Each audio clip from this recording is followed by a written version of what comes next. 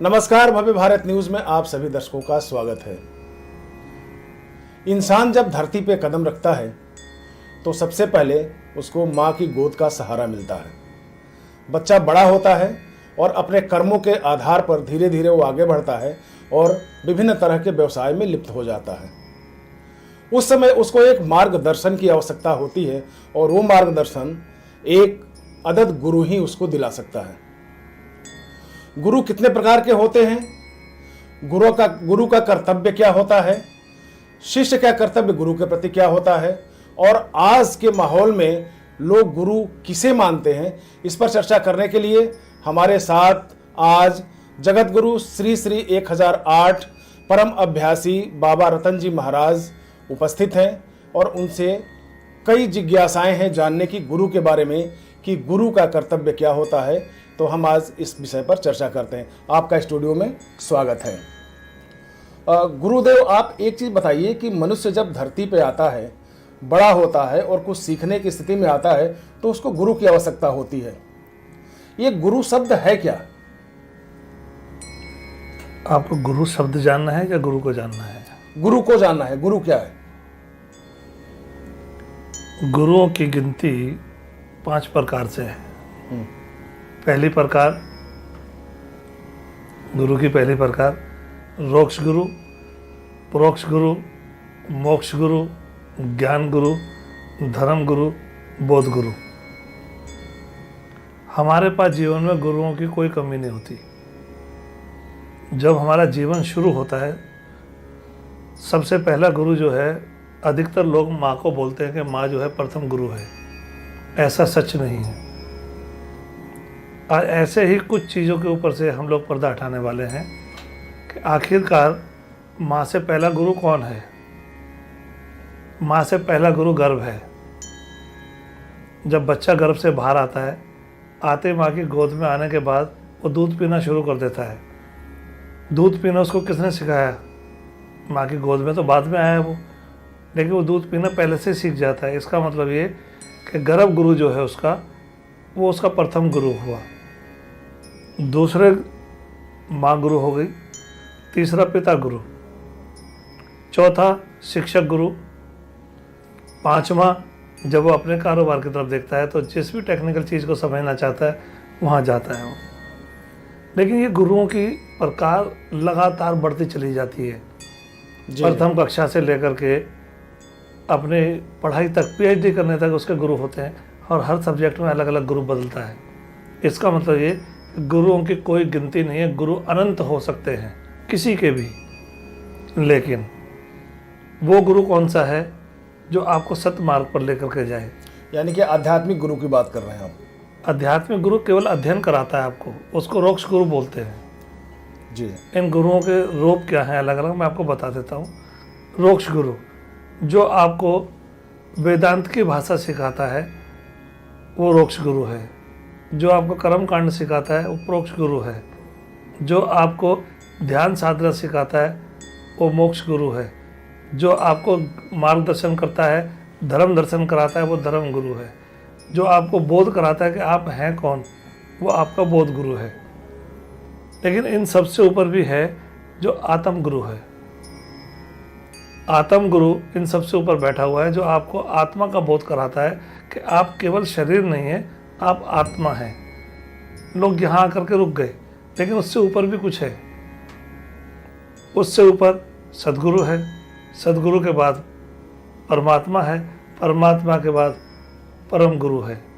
यानी परम गुरु सबसे ऊपर बैठा हुआ है। जी, परम गुरु। आजकल के लोग गुरु की तलाश में निकलते हैं और जिसको देखते हैं, जिन्होंने चोला पहना हुआ है, दाढ़ी बढ़ाई हुई है, उनको जाके और बोलते हैं कि हमने आपको गुरु मान लिया।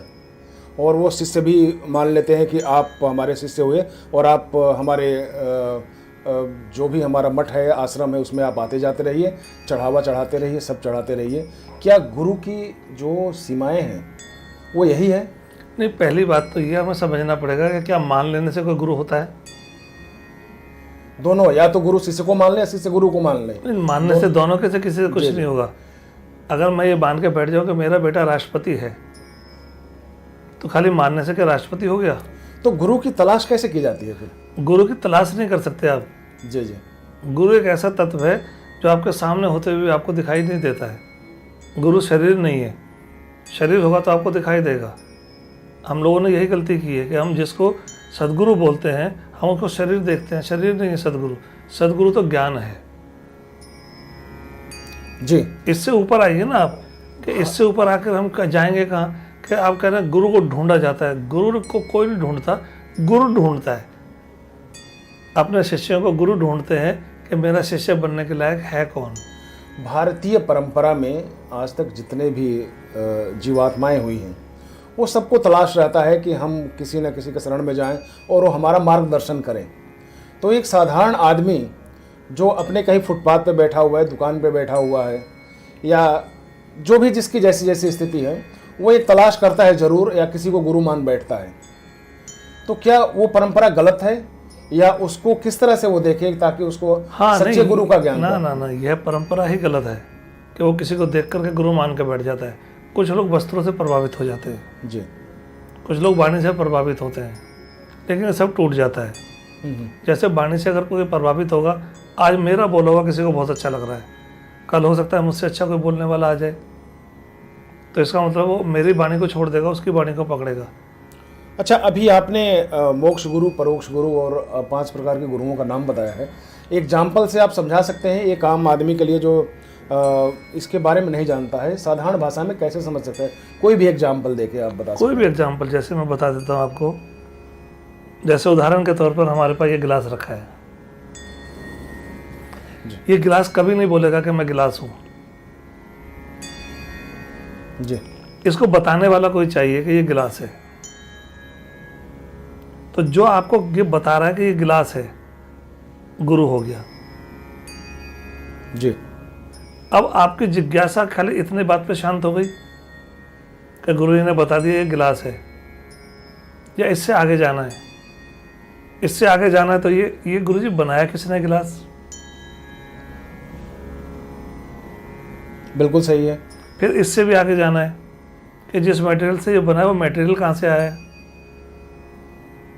अलग अलग गुरु अलग अलग कार्य करते चले जाएंगे। तो आपके कहने का मतलब ये है कि संसार में जितने भी लोग हैं उनकी जो क्राइटेरिया है, जो सीमाएं हैं, वो गुरु पे नहीं, उसके जिज्ञासा के ऊपर डिपेंड करता है। न वास्तविक है न नास्तिक है। यहाँ मैं आपकी जिज्ञासा को एक तरीके से शांत कर सकता हूँ कि लोग जो हैं, जो भी इस मार्ग पर जाना चाहते हैं, पहले तो वो अपनी शब्दावली को सुधारें। कुछ लोग बोलते हैं हमने गुरु बनाया। गुरु बना नहीं सकता कोई। गुरु को ऐसी वस्तु नहीं से आप निर्माण कर सकते हो। दूसरा कि हमने गुरु धारण किया। गुरु ऐसा भी कुछ नहीं है जिसे आप पहन सकते हो। धारण का मतलब होता है पहनना, इसका मतलब कि आप उसको पहन भी नहीं सकते। जी जी। तो ना तो गुरु को बनाया जा सकता है, ना ही गुरु को धारण किया जा सकता है। फिर होता है कि हमने गुरु जी से नाम ले लिया। अगर आपने गुरु से नाम ले लिया तो मैं आपसे पूछूं आपका नाम क्या है, आप अपना नाम बताएंगे। अगर नाम आपको गुरु ने दिया होता तो आपको मालूम होता कि गुरु ने क्या नाम दिया है, फिर आपके उसका नाम वो हो जाता। लेकिन नहीं, आप नाम लेने के बाद भी वही बोलते हो जो आपका नाम है जी। इसका मतलब ये कि वहाँ भी आपके साथ या तो धोखा हुआ या आप समझ नहीं पाए। सही मायने में गुरु करेगा क्या? मेरी किताब है, उसका नाम है दीक्षा से शिक्षा की ओर। जी। दीक्षा से शिक्षा की ओर। अगर कोई मेरे पास आता है, गुरुजी मुझे जो है ना दीक्षा चाहिए आपसे, तो मैं पहले उसको किताब पकड़ा देता हूँ कि आप पहले इसका अध्ययन करो, आप इसको समझो कि आपके गुरु के प्रति क्या क्या कर्तव्य हैं और गुरु के आपके प्रति क्या क्या कर्तव्य हैं। वो दोनों चीज़ों को उनसे समझता है। जब वो समझ लेता है उसके बाद वो मेरे पास आता है। तो मैं उसको ये नहीं कहता कि मैं आपको शिष्य बनाऊंगा, मैं बोलता हूँ आपको जिज्ञासु बनाऊंगा। शिष्य नहीं बनाना है, जिज्ञासु बनाना है। अच्छा, गुरु हमेशा आपको जिज्ञासु बनाएगा? सही गुरु होंगे तो। अच्छा, सही, आपने सही शब्द का इस्तेमाल किया है, तो सही गुरु का अर्थ क्या होता है और सही गुरु अपने शिष्य को किस तरह से गाइड करता है, दिशा निर्देश करता है? सबसे पहले तो उसको सिखाता है संयम, जी जी। विवेक। ये दो चीज़ें इन दोनों चीज़ों को सिखाते सिखाते फिर तीसरी चीज़ पे आता है अभय, भय से मुक्त करना। जी। फिर उसका वास्तविक रूप कि आप हो कौन, आप जो मान के जीते हो वो हो या आप उसके अलावा कुछ और हो। उसके बाद जब आपको ये ज्ञान हो जाता है कि मैं कौन हूँ, तब वो आपकी अगली पढ़ाई शुरू कराता है जिसके अंदर आपको इस जीवन से मुक्ति मिलती है। आप इस शरीर को लेकर घूम रहे हो, लेकिन अब आप कुछ और बन कर घूम रहे हो। आपके पास अखंड आनंद की प्राप्ति हो गई, वो अखंड आनंद जिसे कोई ख़त्म नहीं कर सकता। आप एक एग्जाम्पल देके मुझे फिर आप बताइए कि जैसे कि आप दिल्ली में सबसे ऊंची है कुतुब मीनार। ठीक है। कुतुब मीनार के पास हम गए, गुरु और शिष्य दोनों पहुंचे और हम पूछे कि गुरु जी आप ये बताइए कि आप गुरु के नाते, हम नीचे हैं और कुतुब मीनार पे आप मुझे क्या बताएंगे। एक तो वहाँ पे बोर्ड लिखा रहता है जो भी उसके बारे में है, फिर गुरु उसको कैसे परिभाषित करेगा कि कुतुब मीनार क्या है अगर वो पढ़ना लिखना नहीं जानता है। अगर गुरु ने परिभाषित करना है तो उसका तो रूप ही बदल देगा वो। उदाहरण के तौर पर आप मेरे साथ गए जी। और आपके साथ हमारे कैमरामैन चले गए। मैंने आपको बोला कि आप दोनों एक दूसरे को देखो और देख करके दोनों एक दूसरे की हाइट को नाप लो, हाइट कितनी है। अब मैंने आपको कहा कि आप कुतुब मीनार पर चढ़िए। जी। जब आप चढ़ेंगे, पहले मंजिल से जब झांकेंगे, आपका कद तो उतना ही था जितना है, लेकिन जो आप नीचे छोड़ कर आए हो कैमरामैन को, उसका कद आपको छोटा दिखाई देगा या उतना ही दिखाई देगा? छोटा दिखाई देगा। छोटा दिखाई देगा। तो इसका मतलब ये कि आपको अब वस्तु छोटी दिखने लग गई है। क्यों? क्योंकि आपका ज्ञान एक मंजिल तक पहुंच गया। जी। फिर आप दूसरी मंजिल पर जाइए, फिर नीचे जो व्यक्ति खड़ा है, फिर आप उसकी आकृति नहीं देख सकते। फिर सिर्फ आपको मालूम है कि नीचे कोई खड़ा है, उस आधार पर आप मान लो कि नीचे कोई है। जी जी। तीसरी बात, जब तीसरी मंजिल पर जाएंगे तो आपको नीचे सिर्फ ये आभास रहेगा दिमाग के अंदर कि नीचे मैं किसी को छोड़ कर आया हूँ, लेकिन वो है या नहीं ये आपको मालूम नहीं है कि अब वो वहीं है या वहाँ से चला गया। क्यों? क्योंकि आपकी और आपकी दृष्टि के बीच में बहुत बड़ा भेद आ जाता है, धुंध आ जाती है, नीचे का कुछ साफ दिखता नहीं है। लेकिन वहाँ भी आप जब खुद को देखेंगे तो आप पूरा देखोगे। उसके बाद आप चौथी मंजिल जो चढ़ते हो, ऑक्सीजन की कमी होने लगती है। जैसे भक्ति के 5 प्रकार हैं, कुतुब मीनार को 5 मंजिल बनाया है। बहुत विचार किया होगा उसके ऊपर कि उसको 5 मंजिल क्यों बनाया है। लोगों की समझ नहीं आया वो अलग बात है, क्योंकि किसी ने कभी समझाया नहीं कि भक्ति के 5 मार्ग हैं। कौन कौन? तो पाँचों मार्ग अलग अलग हैं। इन 5 मार्ग पर ये समझा रहा हूँ मैं आपको कि जब आप चौथी मंजिल पर जाएंगे तो आपके अपना जो है ऑक्सीजन लेवल कम हो जाएगा। अब आपके पास ऑप्शन है कि या तो मैं आखिरी मंजिल तक भी जाऊं जी जी, या यहाँ से वापस आ जाऊं। लेकिन अब ऊपर कुछ दिखाई नहीं दे रहा है और नीचे कुछ दिखाई नहीं दे रहा है। आप हिम्मत करके 5वीं मंजिल भी चढ़ जाते हो। जब आप 5वीं मंजिल पर जाते हो तब आप क्या देखते हो? नीचे का दिख कुछ नहीं रहा है और ऊपर है कुछ नहीं। तो वहाँ सिर्फ आप हो, आपके अलावा और कोई नहीं है। आप अपने आप को नीचे भी देख रहे थे, आप अपने आप को पहली मंजिल पे भी देख रहे थे, आप अपने आप को दूसरी मंजिल पे भी देख रहे थे, तीसरी पर भी देखा, चौथी पर भी देखा, आप अपने आप को 5वीं पर भी देखते हो। इसका मतलब ये कि उससे ऊपर ना तो आपको दिखाई दिया ना नीचे का कुछ दिखाई दिया। तो फिर आपके अलावा कौन है? आपके अलावा तो कोई और है ही नहीं। इस सच को जब आपको गुरु ज्ञान कराता है कि भाई आपके अलावा कोई नहीं है, आप इस भ्रम से बाहर निकलो कि आपके अलावा कोई भी नहीं है। अब वहाँ आप भयभीत हो जाते हो कि नहीं हम तो सुनते आ रहे हैं, हमारी पीढ़ियाँ चली गई, उन्होंने बोला है कि ये हैं वो हैं ये हैं वो हैं। वो सब बेकार की बातें हैं। आपके अलावा दूसरा कोई सत्य नहीं है। यानी कि सत्य सिर्फ आप ही हो। सत्य स्थूल शरीर है और सत्य शरीर का की बात नहीं कर रहा हूँ सत्य मैं का आपकी बात कर रहा हूँ। सत्य का आभास कराने वाला वो गुरु होता है जो उसको उस मार्ग तक ले जाके छोड़ देता है कि आप ही जो कुछ हो आप ही हो। हाँ, सदगुरु वहाँ तक छोड़ देता है। सदगुरु छोड़ देता है परमात्मा के मार्ग पर ले जाकर आपको कि ये परमात्मा का मार्ग है, इस पे आप चलो। यानी कि सतगुरु वहां ले जाके छोड़ देता है जहां सिर्फ आप आत्मबोध कर सको कि सिर्फ यहाँ पे मैं ही मैं हूँ।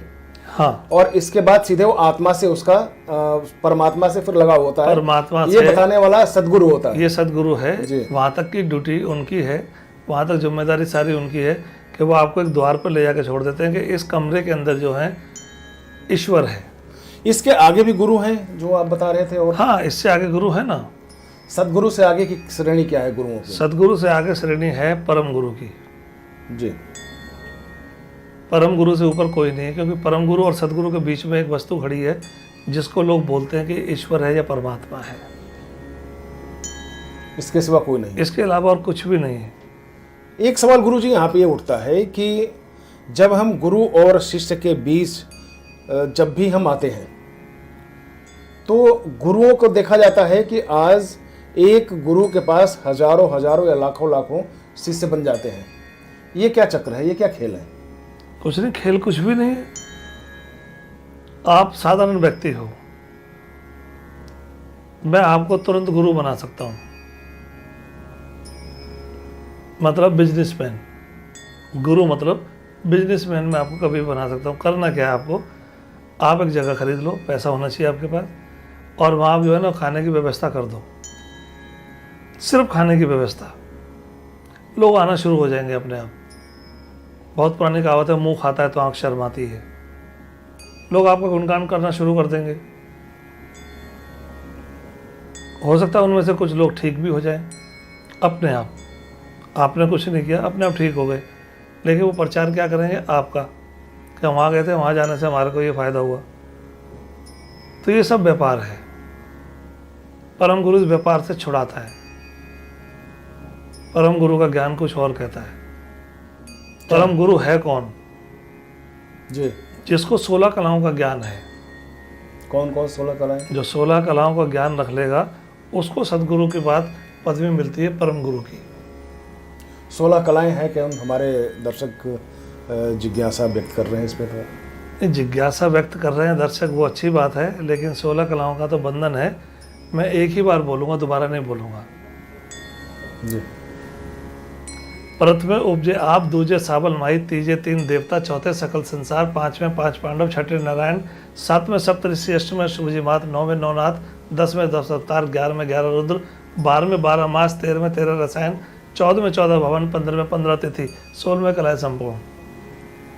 इन 16 वस्तुओं का जिसको ज्ञान है वो परम गुरु है। फिर सवाल वही खड़ा हो जाता है कि एक आम आदमी इन बातों से अनभिज्ञ है। आम आदमी है तब तक। तो अब गुरु का इसमें क्या, आज के माहौल में? नहीं, तब तक जब तक वो आम आदमी है तब तक। आपने जो प्रश्न किया था वो क्या था कि परम गुरु क्या है, इसका मतलब जानने वाला वहाँ तक पहुँच गया ना, ऊपर तक, तो आपने वो क्वेश्चन किया। जी जी। तो फिर वापस नीचे क्यों जा रहे हो, और ऊपर जाओ। नहीं, अब ऊपर इसके आगे तो कुछ बचता नहीं ना। ऊपर तो ये बचता है कि एक साधारण आदमी, एक्सप्लेन हो गया, चर्चा आपने कर दिया, समझा दिया, लेकिन फिर भी एक जो एक बिल्कुल कुछ नहीं जानता और गुरु की तलाश में है, तो उसका कर्तव्य क्या है गुरु के प्रति, उस पर जरा प्रकाश डाल दीजिए आप उसमें। वो जान ले, पहले गुरु को जान ले, गुरु की ताकत को जान ले। जी। जैसे मैं मेरा परिचय देता हूँ छोटा से कई बार, ना हिंदू, ना मुस्लिम, सिख, ना हूँ मैं ईसाई, हूँ 5 तत्व का पुतला, इसमें खेले नूर इलाही। ना मैं रूप, ना रसवर्ष, स्पर्श भी सुन लो नाही, शब्द विवेकी मन हुआ जिसका वो लीन हुआ मुझमाही। ना मैं वेद, ना कुटेब, सारी वाणी जिससे निकले मैं वो नूरी छेद। न सत्य न असत, न आत्म न परमात्म, न हूँ खंड अखंड, मैं अनामित लोक के अंदर हूँ सबका करतारा, रतन का हूँ इस जग अंदर खेलूँ खेल निहारा। गुरु जी, आज के लोग हैं जो गुरु को तरजीह देते हैं, जो गुरु को मानते हैं, उनका एक आस्था है, एक बिलीव है, एक मान्यता है कि अगर जिसको हमने गुरु मान लिया है, चाहे वो जिस रूप में हो, उनको अगर हमने गुरु मान लिया तो वो हमारे जो भी कष्ट है, दुख है, उसको दूर करें, हमारा जो व्यापार है उसमें एक बढ़ोतरी हो और हमारा जो परिवार है वो एक सुखी रहे। अगर इतना उनको मिल जाता है तो वो गुरु का धन्य हो जाते हैं और गुरु को धन्यवाद देते हैं। अच्छी बात है, इसमें मुझे क्या कहना, कुछ भी नहीं। अगर कोई किसी को मान करके बैठ गया और उसको उससे लाभ हो रहा है तो वहाँ बैठा रहे। लेकिन जब हम एक नाव को खूंटे से बांध देते हैं तो नाव जो है ना उसी जगह बंधी रहती है, उससे आगे नहीं जाती। जी। तो वो व्यक्ति अपने आप को खूंटे से बांध रहा है तो बांध के रखे, वो उससे आगे जाएगा ही नहीं। जैसे मैं बोलता हूँ ना कई बार कि आपको नास्तिक भी नहीं होना है और आपको आस्तिक भी नहीं होना है। अगर आस्तिक हो जाएंगे तो भी रुक जाएंगे, नास्तिक हो जाएंगे तो भी रुक जाएंगे। आपको जिज्ञासु बनना है। परम गुरु हमेशा जिज्ञासु बनाते हैं, वो आस्तिक या नास्तिक नहीं बनाते। तो चलिए, यह रहा आज की हमारी चर्चा, और इसमें आपने देखा कि जो सनातन धर्मी हैं उनको न नास्तिक बनना है न आस्तिक बनना है, सिर्फ और सिर्फ जिज्ञासु बनना है। और जिज्ञासा एक ऐसी चीज़ है जो आपको परम गुरु तक पहुंचा सकती है, यानी मोक्ष से लेके आपकी जो भी मनोकामनाएं हैं वो उसका साधन खोज सकती है। जो आपकी चिंताएं हैं उसका समाधान हो सकता है, और जो आपके कुटुंब की सोच है कि हम एक होके चलें, ये उसका भी समाधान निकालती है। गुरुजी, आपने इतनी सारी जानकारियाँ दी, और सच्चा गुरु क्या होता है, गुरु के कितने प्रकार होते हैं, ये सारी जानकारियाँ आपने दी, इसके लिए आपका बहुत बहुत धन्यवाद। तो आप हमारे साथ बने रहिए, और बने रहने के लिए आप चैनल को लाइक करें, सब्सक्राइब करें, और ताकि हम आपके साथ और इस तरह की वीडियो